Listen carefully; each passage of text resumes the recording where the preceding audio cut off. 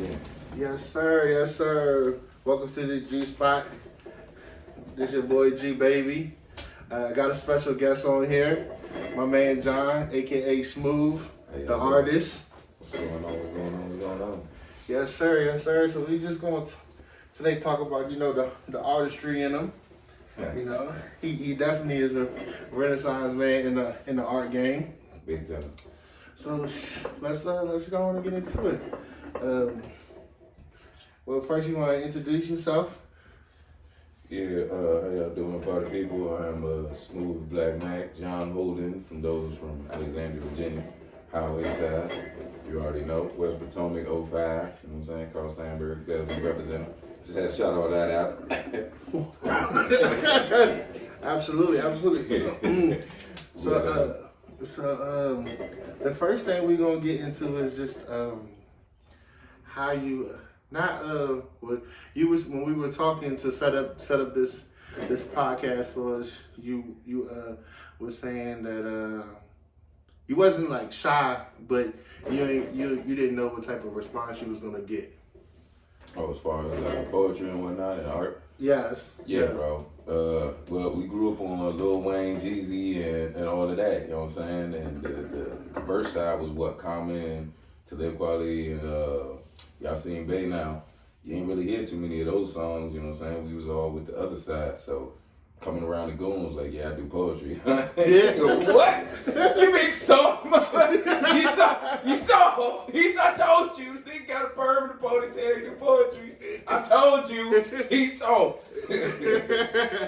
But, I mean, rap is technically rhythm and poetry, man. Yeah, Same thing. Like, Pac was a poet, like, Jeezy is a poet, like, Gucci is a poet. Pooh Shiesty is a poet. Regardless if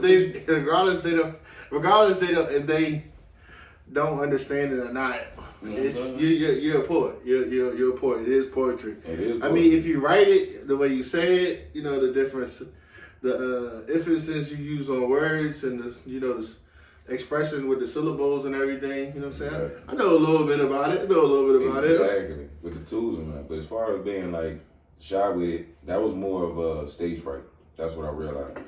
Like, it doesn't matter person to person. You don't go into the grocery store like, hark, forlorn, the sun. You know what I'm saying? This really going to, one, it's hard to find the spots in the beginning. Yeah. But two, once you get into the vibe of the open mic vibes or the performing vibes, then you realize the community, you get linked in, you get tapped in, you realize they're everywhere and they're all over the place. Yeah. So, for real, it was stage fright, but then once I got over the stage fright, it's the same thing as just being in public by yourself. When we talked about that, it's acknowledging self. Yeah. Being comfortable, even being you. Yes. And that's the biggest, hardest thing. Yes. I think for real, this day and age, I feel like we kind of overcame that. Being comfortable, because one thing I can say, instead of you immediately going in front of an audience, you can immediately go in front of your camera, and you can basically evaluate yourself and get and critique yourself, and then versus a crowd, somebody said like blurred something out. You know what I'm saying, to disrespect you. I mean, with the social media, they write it, you kind of like ignore it, or you know what I'm saying, or you can just, you know what I'm saying, whatever. It'd be like whatever. You don't really care for it because, they didn't embarrass you like you were on stage or something. You know what I'm saying? They Will Smith you. Hey, somebody try to smack me over some poetry. It's a sensitive subject. We already out here being emotional. I would pull the strap out there. You on stage? Oh, you the host. We good. My set's over. Yeah. Nah, that wasn't cool. So you started rapping first, then doing the poetry? Yeah, it was the ego side. You know what I'm saying? Just like you said, like, I ain't no poet anyway. You know what I'm saying? And then doing the rap shit. Like, bro, you walk into a real room of goons. Yeah. They know who fucking, who faking. I mean, who faking, who playing. So, I mean, not saying on some scared stuff, but the material wasn't there. Like, all I could talk about was the same guns everybody else was talking about. Oh, you know what I mean? And then you realize, it's just content, and like we was talking about, the poetic tools and all the words. It's like, all right, cool, man. I got so much other stuff in my mind. You know what I mean?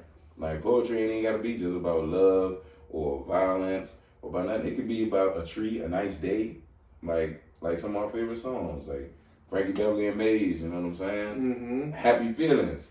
Yeah. Happy feeling. A whole poem about happy feelings being in the air and touching people everywhere, just going back and forth. So. Okay. So when did you first hit the stage? Well, rapping or poetry? Bro, I went straight to the top, in my opinion. First time on stage was actually at Virginia State University. Remember BET used to have a college tour? Yeah. And they had a commercial in between. Oh, They came to Virginia State. I was up there with a motherfucking 180-page binder. That joke folded back, my keychain around the back like we used to do back in Westboro, in a white tee, dog, because I was in my white tee era. Yeah. So I was out there reading off the page, you know what I mean? I lost the competition. That was also the day that I realized you got to bring a crowd to competitions. So it doesn't matter how good you are.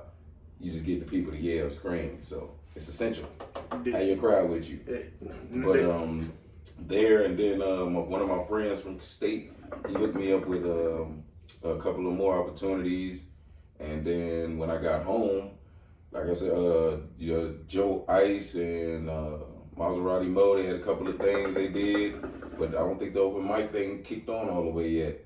So played to the back, did a couple things in the end of those, and then ended up hitting the DC open mics, and then just started ripping and running from there. It was like, yo, it's over, man. I got to do this.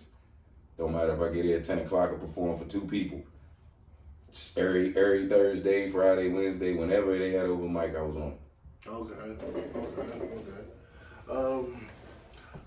What type of genre that you go into when you hit the stage? Talk about love, or just what's ever on your mind, or is based on the environment? Oh, you gonna really dig this answer. I play D-line, so sometimes you gotta go off your gut, shoot the gap, even though you're supposed to hold the gap. Sometimes your linebacker come in and tap you into the right one, or the linebacker switch the play. He's like, yo, I'm gonna blitz this way. Yeah. So you can actually set up something. Because now I'm to the level of past the ego.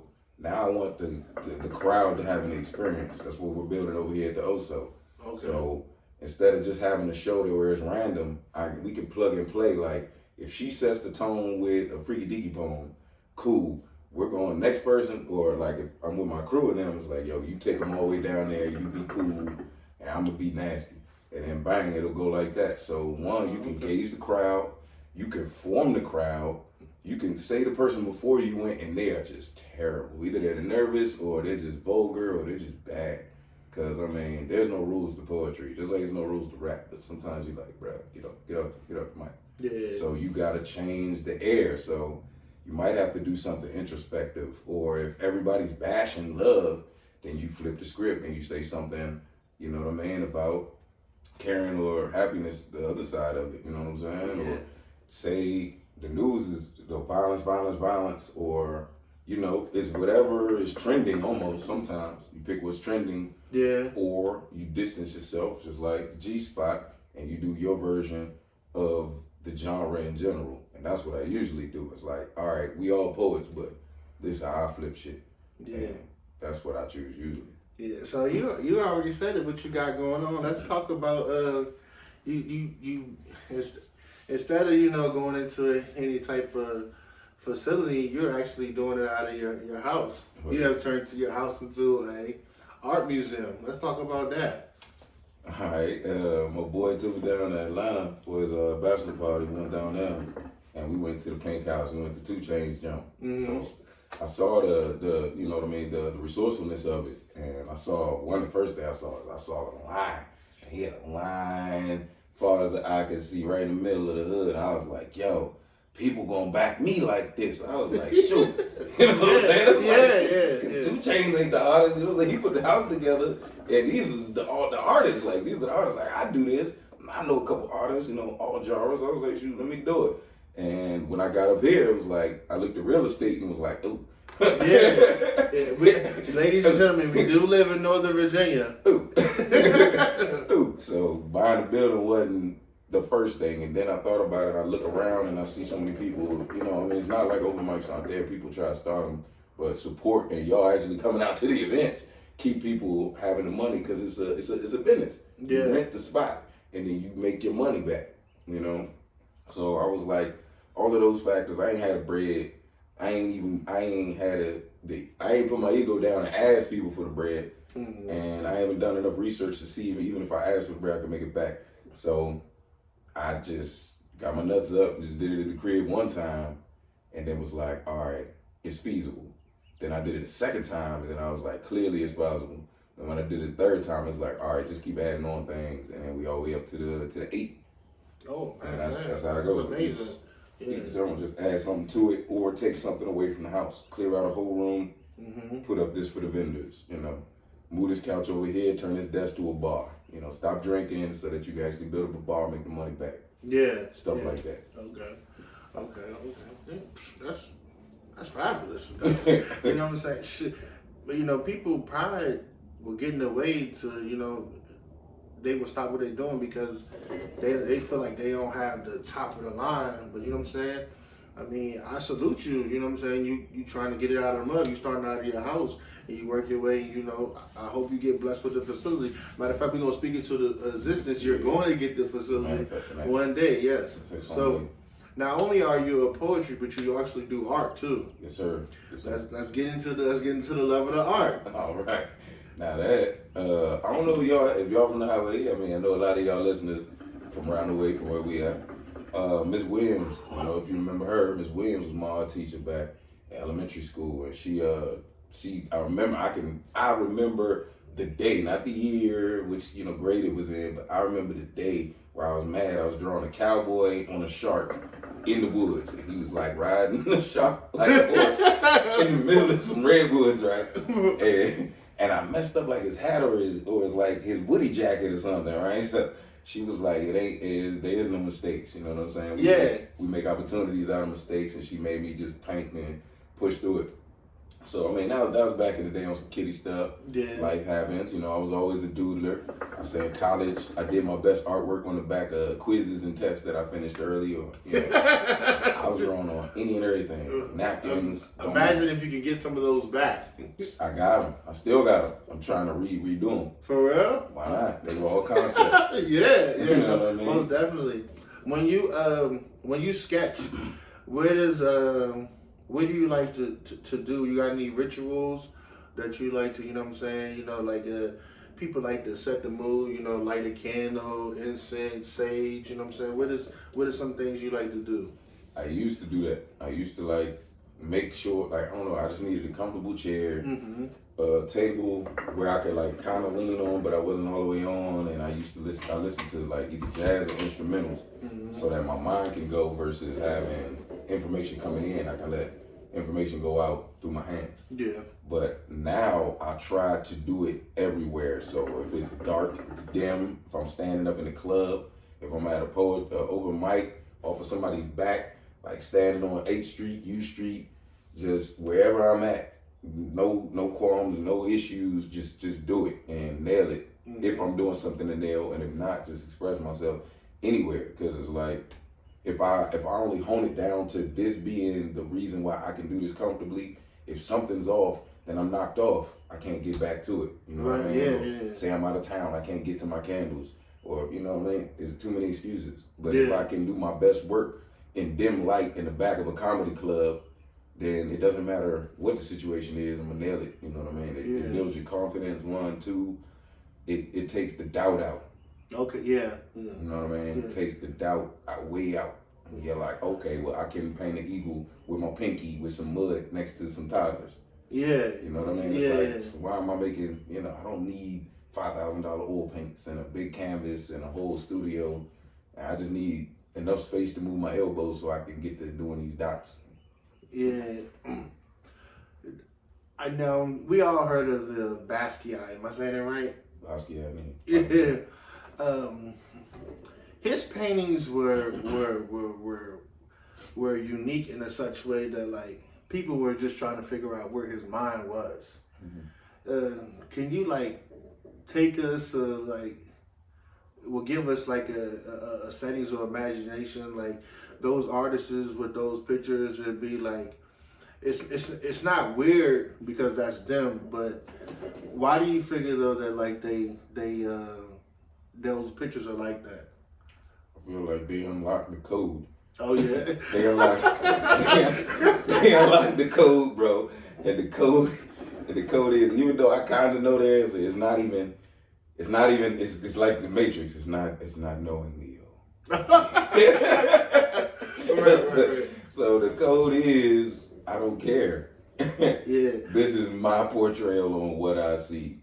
Oh, And then if anybody can either match that or just translate it, like, you know what I'm saying? Some people can't speak Spanish, but if you speak Spanish to them, they can understand what you're saying. Oh, okay, yeah, I got you. Maybe those people are walking up to you and they're like, man, I don't understand Basquiat, but I understand the chaos in it because at his time, this, you know what I'm saying? Or Yeah. somebody walks up that knows Spanish, like, oh no, Basquiat was on that ish and he did all of this. But the wild thing is nobody matches colors like this since, you know what I mean? And that's how that goes, because hopefully we can reverse this thing. Is he alive? No, I think he passed. Yeah, so that means we're all on his nuts and he's already gone. Yeah. We gotta kill that trend. Yeah. You know what I'm saying? Right. Nah, we don't need to find value in that man when he's gone, because now nobody, well, not nobody, but people that don't have the skill, they're making the currency, the tender that he would have needed to, you know, expand it. Maybe the next Basquiat would have came up under his tutelage if he could have started his own art studio or his own college, you know what I'm saying? Yeah, definitely. So even me and Mackin and the Oso and all of the stuff I'm building, it's not even for me, it's for the next mini Mac that's balder, 3 times brighter, 3 times better, you know what I'm saying, than I am, so that they could go and do it at 13, like Mr. Mackey and your father used to do for us. Yeah. Bucknell and out West Potomac and Mr. Duggins. They're like, yo, I'm this type of man, but you can have this roar right now at 17. Yeah. You need to take that because I need you when I'm 60 to be on it. Yeah. When you 30, doing what we doing now, we need to be on it. So we need to get y'all at 9, 10 to be on it at 21 and vice versa. Yeah, absolutely. The younger the better, because when you start young and at 8, when you get to 18, you already put 10 years in. You know what I'm saying? When you turn 28, you already didn't put 20 years in. So definitely the younger the better, man. Absolutely. You know what I'm saying? Who are some of your favorite artists? As far as the music side? Yeah, well, as far as the poetry and music? Like Basquiat, the painting side. Side? Painters. Who are some of your favorite painters? This is wild, bro. Like, honestly, since those art classes as a kid, I've learned my stick work, my pencil work, and my sketch work from tattoo artists. So PQ, yeah. Shout out to him. Shout out to PQ, yeah. Dreaming out of Beacon Woods, and then more recently Pompeii. I don't know what tattoo shop he's working out of now, but he's in Oxon Hill right now. Okay. But I learned from them, and that was the contrast in the actual penmanship and actually learning the controlling of the hands. Oh, okay. You know what I mean? Yeah, controlling of the hands. And Darren is excellent. If you see him, like, look at something and draw it again, like replicate it. Mm-hmm. So that's practice. You know what I'm saying? So I'm learning discipline. He's been in the game, and he's been in the game for a long time, because, you know, you can kind of see like where he started to where he is now, because I think he was the one, you know, he started the words on the shirt, the iron on, and then we went to the Dr. Ink. Yeah, we went to we was the airbrush, and then we went to the glitter, most definitely. and then now the thing to do is tattoos. Put it on. So you know what I'm saying. So you following trends. You know what I'm saying. Yep. Timing is everything. But as far as the other things and colors, God is my motivator. Like, I look at trees and color combinations we see out here, and I look at how women, they dress and the colors that they clash. Okay. Because they have the eye for it. So it's like, okay, so you can use that color pink, portrait pink with this orange, and now I know the colors, and look, portrait pink with orange on the champagne bottle. So it's like, oh, okay, so if I ever want this color, I need this color and that color. So You gotta look at things like the Patron bottle. You know that lime green is gonna work with that black just like that. It's gonna pop just like that. So I don't have to. I don't want my same as my poetry and my music. I don't want it to sound like somebody else or look like somebody else. So I don't watch somebody else. When people send me stuff on Instagram, like, oh, that's dope. I don't watch it. I just like it like I did. Yeah. But I don't want their vibe on my jump. Yeah. So that if you see somebody with their painting, they be like, nah, you been looking at him. Yeah. I'd rather it that way than they looking like, oh, that's like Basquiat. They be like, oh, nah, that's like Smoove. What you doing? What you doing copying my guy? You know what I'm saying? Yeah. So basically, when people see a painting of yours, you want them to know that this came from Smoove. It came from Smoove, God, universe. That joint's literally a manifestation from mind to hand every time. Do you have it set up as a like they would know, like, you know how like they like a rapper put out mixtapes and you like we'll go with like Tory Lanez, my favorite artist right now. He has the chick tapes and he remixes all the R&B from previous years. You know what I'm saying? It's very creative. It's crazy. You know what I'm saying? All that. For you, is it like one series, two series, or like season 1, season 2? Yep, we literally are in the middle of, well, not the middle, we at the back end of season 1. I spelled it WON because I feel like at episode 1, I won. It was victorious because I said I'd do it. I did it. That's nice. And That's not nice. even worried about the people showed it. I just did it. I set it up. You can even still see the first video of the one. Like I'm sitting in there doing a selfie, walking away from it. Like, yo, y'all set up, man. Y'all come through. Like, I was scared. Like, nobody's going to come through. They did. But, I mean, I won off of just setting it up and saying I'd do it and did it. You know what I mean? So this is season 1. It's tiring, I ain't gonna lie, it's not hard. It's mental episodes. That's why I keep calling them episodes. Because each one brings another level of growth, honestly, is what I'm realizing now. Yeah, you telling your story. You be able to go back and look at it, you know what I'm saying?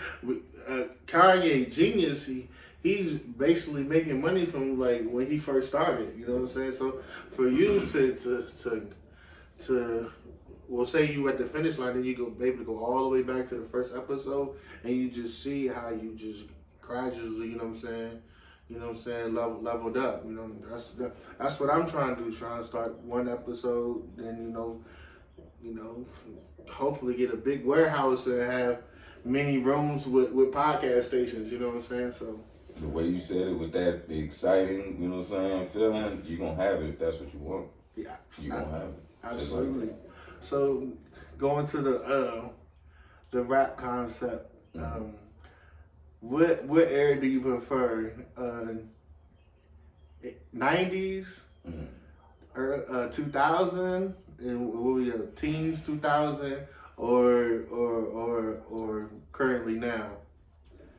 I don't know, man, because we got a couple rappers that were dope across the decades, boy. We got it all, for real. We get to see it. We got to see it all. Well, yeah, from conscious rapper to street rapper to you know, to trap soul. Skill set, I have to say the late 90s, because that's when like Busta, Method Man, Twista, all of them came out.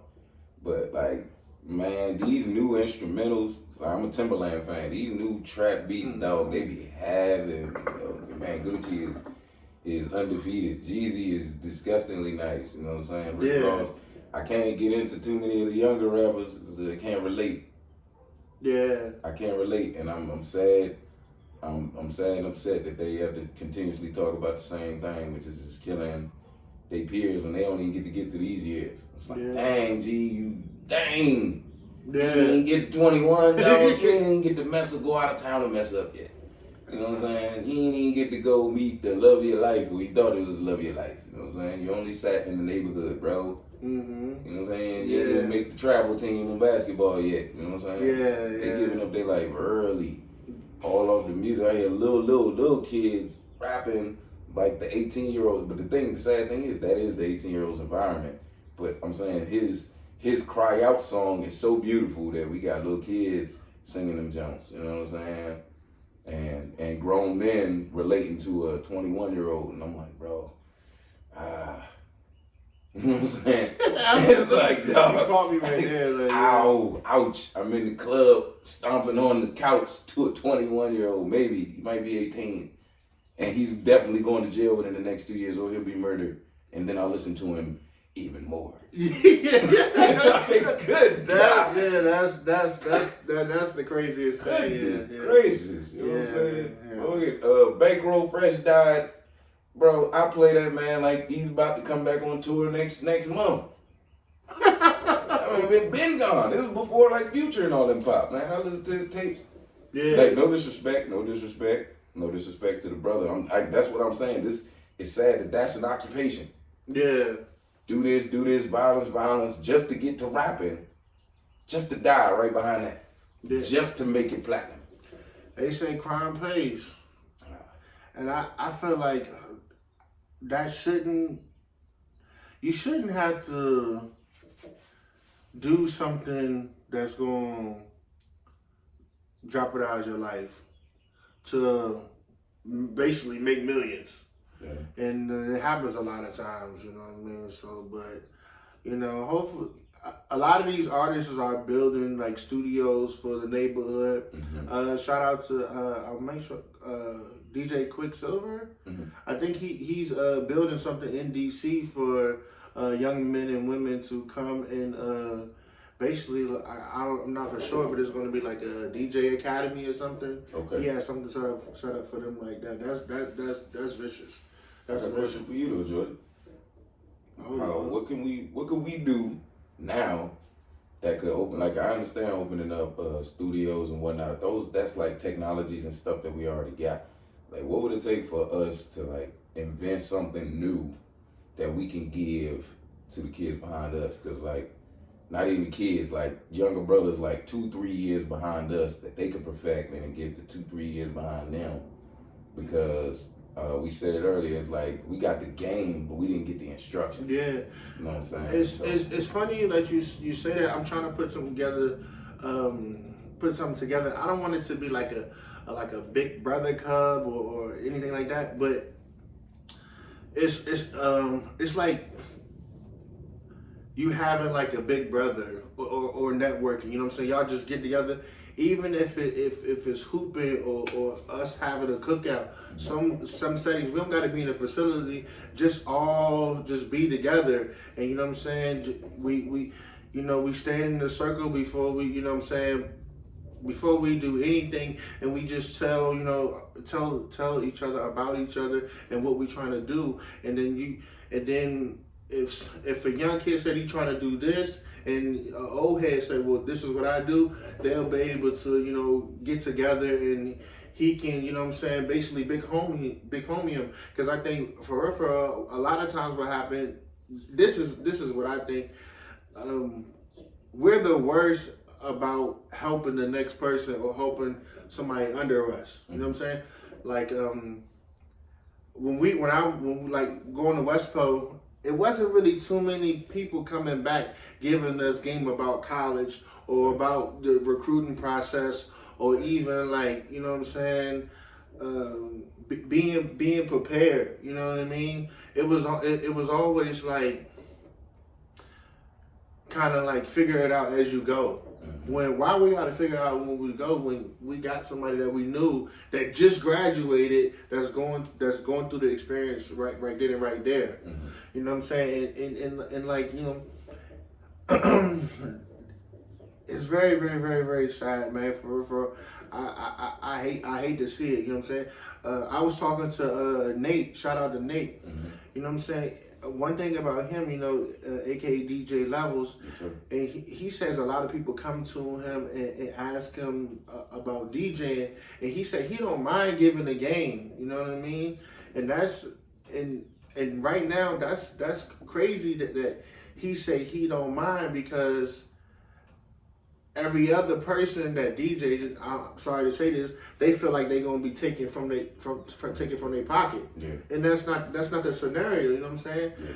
It's thousands of parties. You know what I'm saying? Yeah. Babies, children, adults, weddings, etc., etc. Mm-hmm. So that's what I'm working with.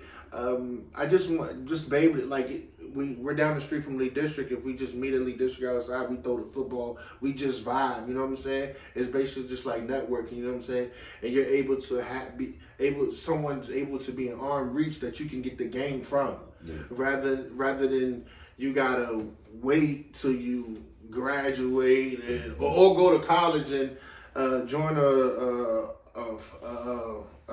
frat. You know what I'm saying? You know, so basically like a kind of like a frat. You know what I mean? A kind of like a big brother situation. That's my goal. That's my goal, because a lot of young people miss out on the opportunity, just the fact that they just don't know. And that's crazy that it's literally somebody next to you that knows, that's been there, that you can get the game from. You know what I'm saying? You know what I'm saying? So because everybody don't got a father, everybody don't got an uncle, everybody don't got a grandfather, everybody, you know what I'm saying? But those who do, you know what I mean, it's wild. Yeah, dang. So be on the lookout for that. You know what I mean? I want to get into, you say you sell out. Oh, yeah. How fast do you sell out? Or how many requests do you get? All right, so what happened was, remember I just said, and I was like, I went from sitting stoic, you know what I'm saying, sitting stagnant and formulating something to make me comfortable to paint. I now paint everywhere. So if I'm at the bar and I start something, sometimes I don't have, an idea of what I'm doing, and somebody will ask me about it, I get to spinning it around. They say, yeah, I see a rhino.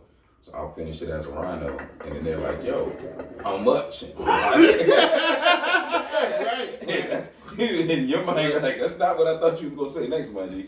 But $200. Then you learn not to look away and grimace, just look them dead in the eyes and say your price. And then eventually it's like, boom, I know that this still needs to be, you need to put rosin or some type of finish on it. Still ain't signed it. But somebody wants to buy your joint raw. Yeah. You know what I'm saying? And they're looking at it like it's a Porsche. Yeah. This isn't, you know what I'm saying? You can go to Ross and get a painting. They're looking at your thing like it's a Porsche. And you get to that, not even saying that level, but just me being out there doing what I do in public will get it sold. And then, a couple of days later when I finish it, I just do the transaction. So that's how that goes. So as far as requests, they kind of suck. Because people, unless you get a deposit, DQ, Darren told me that earlier in the game. Get your deposit. I was balancing like a painting of the Taj Mahal, and you'll do it. And then they'll be like, I wanted it in sepia, not in pencil lead. Sepia? What? I'll kill you. But nah. But the request, that or they'll spend them. I done did paintings for people. Probably the culmination of all three of them was supposed to be $1,000, and the person pulled up and was like, "Yo, I'd rather go Black Friday shopping with the money." With the money. What? It was like, "Yo, I know I said this. Yeah. But I thought you was gonna be done a month ago, and I'm trying to spend this on Black Friday." And me being me, is like, "Yo, go ahead, do what you gotta do." In my feelings, I should have snatched that stack. I'm like, yo, this ain't gonna last a lifetime, whatever, you about to nah. But nah, it's all good. Yeah. So, yeah, that's how it works. And then other things, they sell when people see them. It's like, it's the beauty of it. You know what I mean? Yeah. It's that connection between the painting and that person at that position. It's like selling puppies now. Now am I willing to let it go? Yeah. You know what I mean? So, it's wild, man. If y'all are trying to sell anything, you should know, just have the product finished, and then people can buy it. And then if somebody walks towards you, that means they want to buy it. Don't overthink it. Yeah. Don't overthink it. If somebody walks towards you, they want to buy it. Sell it. So you got the poetry thing going on, and you got the paintings going on. What else do you have as far as an artist going on? I do landscaping with Landscaping John. If y'all know John Jordan, Landscaping John, LLC. I do that. I do a little bit of hardscaping, which is the other side of landscaping, like building the fences or little brick rails or whatever, so you need any of that. We do the poetry, and we do slight consulting. You know what I'm saying? I help other people develop their skills. Okay. Ghostwriting. marketing. I haven't like solidified it as in a building, but I dropped the idea on people left and right. We usually be talking about doing something like that, but that's pretty much as rounded as it gets, bro. Like I do drawing, writing, and just thinking. Like, bro. Yeah. What are some paintings that you drew that you're most proud of? Oh, I just finished this. Well, I call it Mac Drago. Oh, this is recent.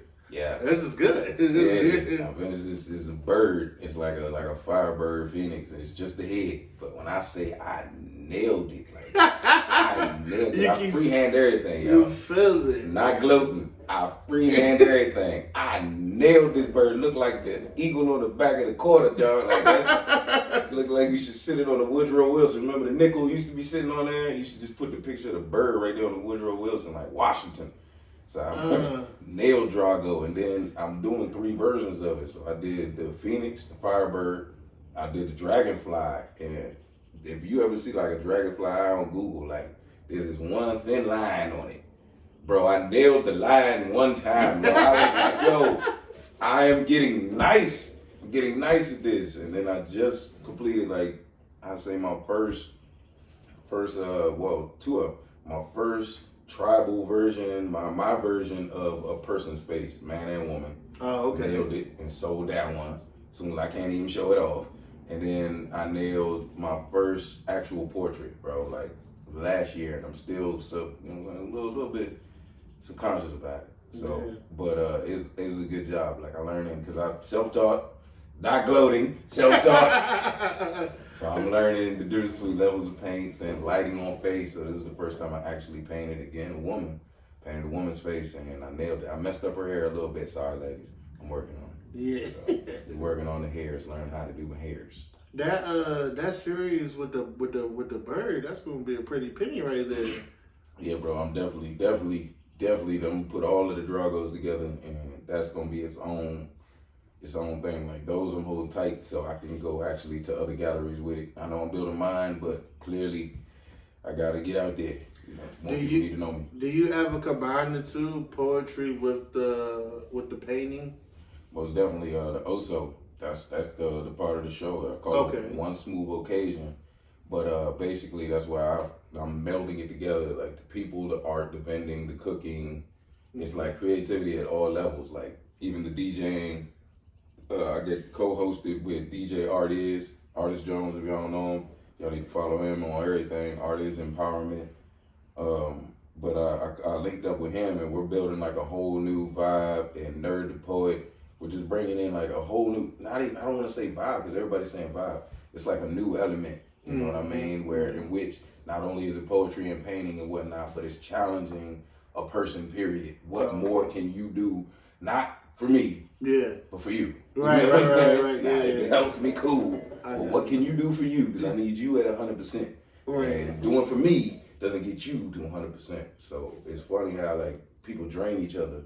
But if you charge up a battery and then they come fully charged, you don't expel my energy. Yeah. So now you got 2 full batteries without neither one of them dumping off. Yeah. Hey. It's science. The poetry. What's some of your most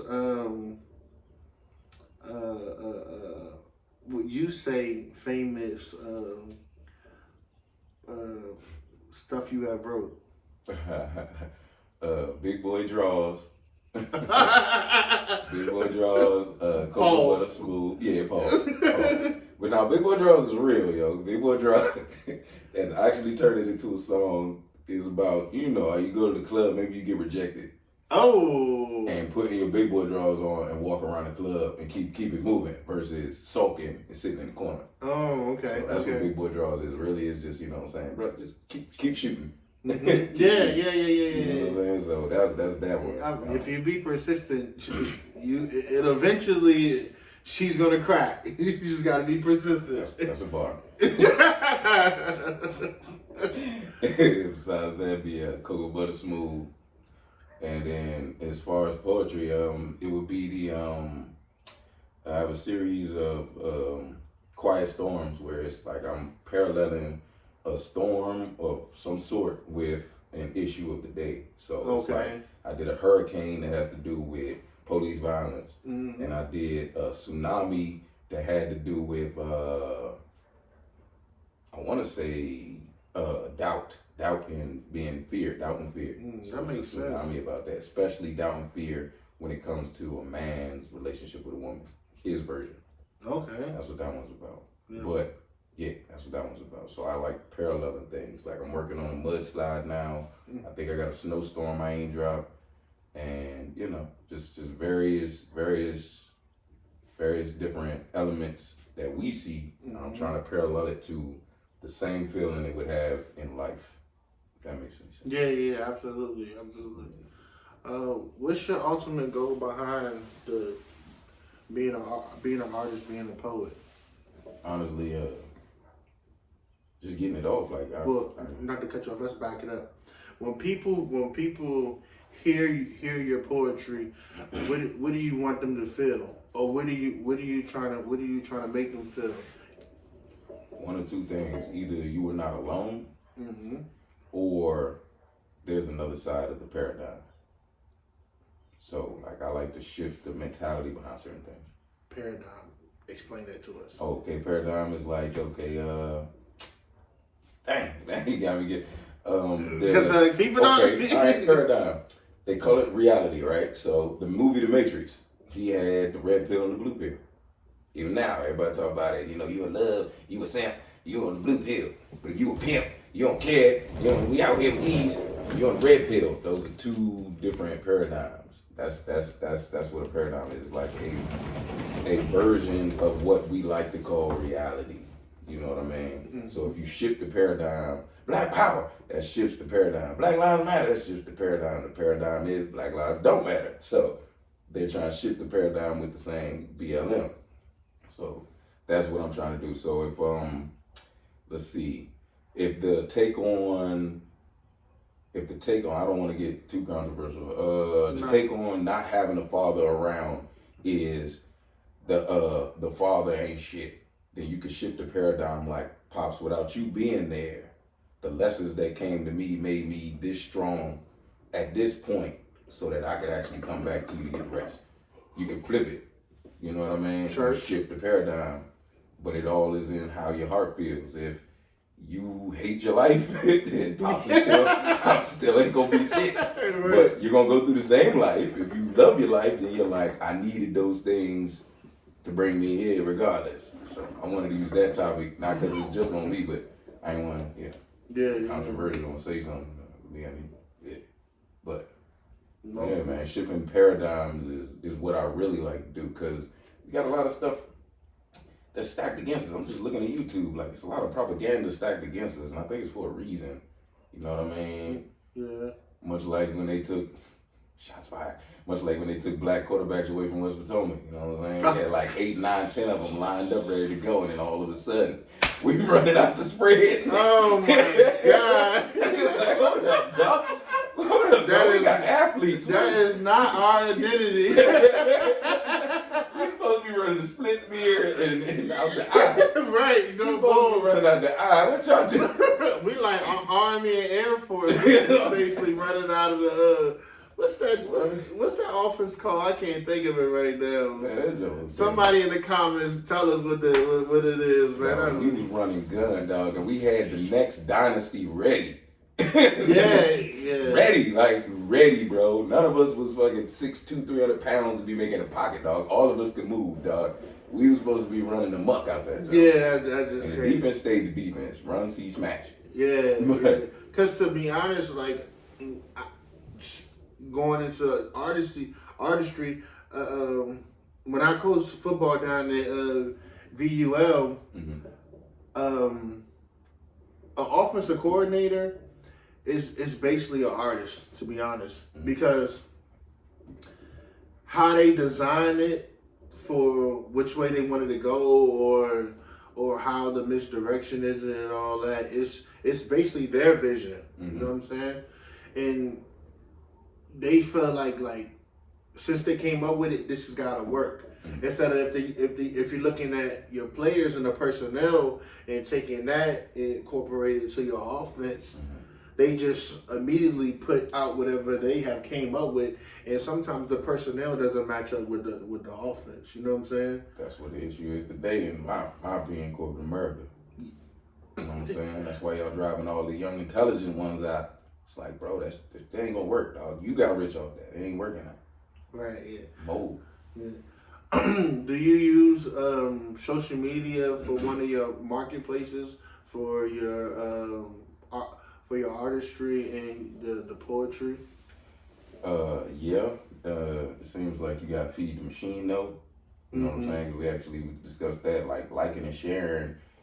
Like, even though that's a low form of support, it is much needed, and people won't do it. They'll watch the content, they'll look at it ooh and ah, they won't buy it. They'll actually take a picture of it and probably make a copy of Staples or something. So I do it, but I don't. But I need to get a good mix of that and actually being out in the public, because the public, being in the public with it in your hands, especially us. Like, if you talking like this out in public at the grocery store confidently, you're going to notice it's going to be like 9 people around you. All of them going to be starry-eyed because they ain't never seen nothing like that. Right. So when I go out with a canvas and somebody be like, you did that with your hands? I'll be like, yeah. And they'll be like, but ain't with a pencil like? And I'm like, nah, ain't none. You know what I mean? Where are some of the places that you painted at that you know, it wasn't in your house or it was on the street or something like that, and you drew a crowd? I didn't draw the crowd, but it definitely it like smoothed it out. I saw the interaction happen. I was in Girani Coffee House in Manassas. Shout out to them. I was over there I did my rhinoceros. I did that standing up during a go-go performance by Bucky Dollar. He's a Manassas artist down there. I live painted at again, I've yet to draw a crowd off the painting alone. I always usually factor it in with something else. But Sir Harvey Fitz put me in the mix at his event, Poetic Vibes at the Anacostia Art Center. So I still go down to the Anacostia Art Center to this day with DJ Artists and all of the programs that they run down there. So if y'all ain't scared, slide down to Southeast, get the Anacostia Art Center. Straight like that. The name dropping, you can see he's a humble dude. He's not scared to put somebody else's on. Talk about putting somebody else's on. Do you feel like if you put someone on, they're gonna outshine you? I can't even care at this point. I can't even care. Straightforward answer. I can't care because you're confident in your work. Yeah. You know what I'm saying? So that's a good thing. One thing I wanted to ask you about the rapping. You said people wasn't like gravitating to what you had to say. Yeah. What's some things that you could have did to get them drawn into you? Consistency, one. I wasn't rapping about murdering nobody or disrespecting women. That's probably why. That and my style is so different. The instrumentals I choose are so different. So I think consistency. I choose my beats whether I can actually dance to it. Like, not even do a TikTok dance. I'm talking about, like, you know what I'm saying, you cooling with your fam and you bopping. If I can't do a bop, whether it's trap or if it's R&B, if I can't move to it, I'm not gonna choose it first off. So think about introducing a song like that into a crowd of people that are usually into twerking, just standing and vibing, or, you know what I mean, doing a TikTok dance where you actually have to break out and like move. Yeah. So that's kind of hard, one. Two, people are scared to be themselves, so they won't move. And then when I'm done with my set, they'll be like, yo, that was the dopest thing ever. You know what I'm saying? I can see it in the family reunion. Yo, I'd love to have that song for me and my girl on a Friday night. It's like, bro, why ain't you dancing? You know what I'm saying? Why ain't you dancing when I was out there? But it come around, so consistency is definitely my issue. You know what I mean? That's definitely, consistency is in your hands. So definitely should have did that.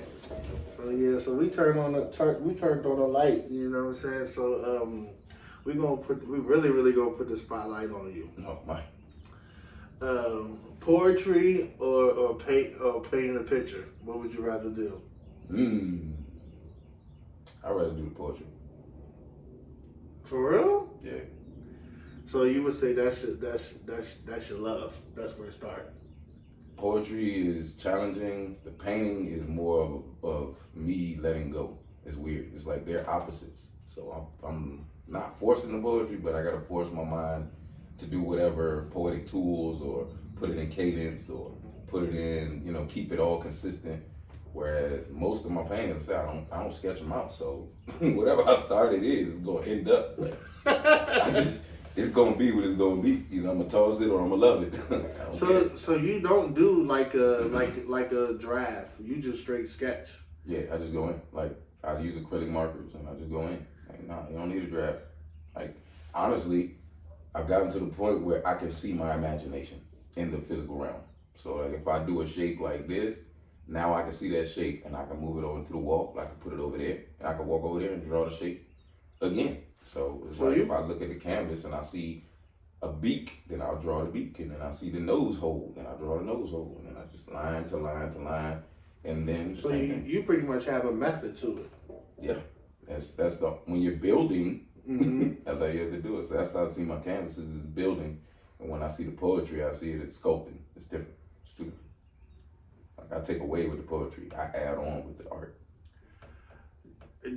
Now, people say they see the beauty in art. Can you explain when people say that? When they say they see the beauty in in the picture? I honestly realizing what's going on now. I think when people say that, they're seeing the ugliness in reality, and not only that, they're actually explaining to you not their lack of talent, but the fact they're trying to give you the compliment in human words. You know what I mean? Yeah. You can take something from here and put it there. Yeah. You know what I mean? Yeah. They're trying to say that in human words, and we don't have the words to actually express how we feel. You know what I mean? So as an artist, I like that. I like that better because that's the actual words they wanted to say, and then they have to formulate their brain, slow their brain down to say what they want to say. And you'll notice people who talk like this, because they're speaking from their higher self. Right. Whether it is painting or it's somebody cleans your floors. Mm-hmm. Oh my God, I wasn't expecting it. Because they're speaking off the top of themselves versus when you see them and you sad and they be like, yeah, well, they're speaking at the bottom of themselves. So, yeah.